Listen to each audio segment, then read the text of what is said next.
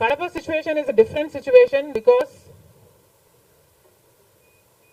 కడపలో ఎంపీ ఉన్నాడు, ఎమ్మెల్యే ఉన్నాడు, అధికార పక్షం. అక్కడున్న ప్రజలు భయభ్రాంతులు గురై బ్రతుకుతున్న ప్రజలు. ప్రభుత్వానికి వ్యతిరేకంగా అంటే యువజన శ్రామిక రైతు పార్టీకి వ్యతిరేకంగా పనిచేస్తే ఓటేస్తామని తెలిస్తే మాకు వచ్చే స్కీములు పోతాయి, అవి కాకుండా మా మీద కేసులు పెడతారు, దాడులు చేస్తారు అన్న భయం కూడా ప్రజలలో ఉంది. ఓటుకి 3,500 రూపాయల నుంచి ఇవ్వడం జరిగింది.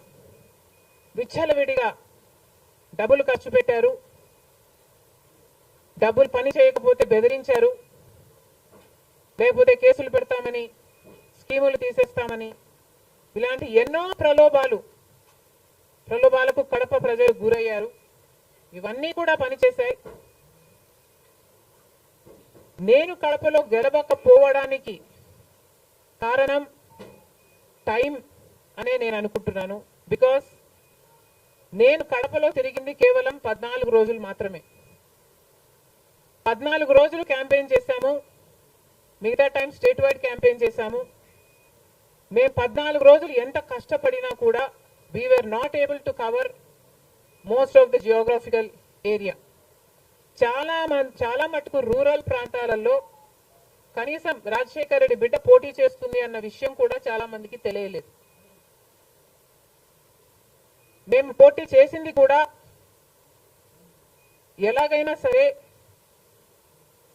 మళ్ళీ హంతకులు హత్య చేపించిన వాళ్ళు చట్టసభలకు వెళ్ళకూడదు అని ఉద్దేశంతో మాత్రమే పోటీ చేయడం జరిగింది. సరే, అది జరగకపోయి ఉండొచ్చు, కానీ ప్రజల కంటే పైన ఉన్నది దేవుడు. ఐఎమ్ వెరీ షూర్ వాళ్ళ పాపం పండుతుంది, పండే రోజు కోసం దేవుడు కూడా ఎదురు చూస్తున్నాడని నా అభిప్రాయం. ఇప్పుడు ఆపరేషన్ లేకుండానే మోకాళ్లకు ప్లాస్మా ట్రీట్మెంట్. మీ ఆర్థోపెడిక్ సమస్యలన్నిటికీ రోబోటిక్ టెక్నాలజీ ద్వారా తక్కువ ఖర్చుతో శాశ్వత పరిష్కారం. Free consultation. ప్రతి ట్రీట్మెంట్ పై 20% డిస్కౌంట్. ఈ ఆఫర్ కొద్ది రోజులు మాత్రమే. త్వరపడండి. V9 hospitals 9281465842.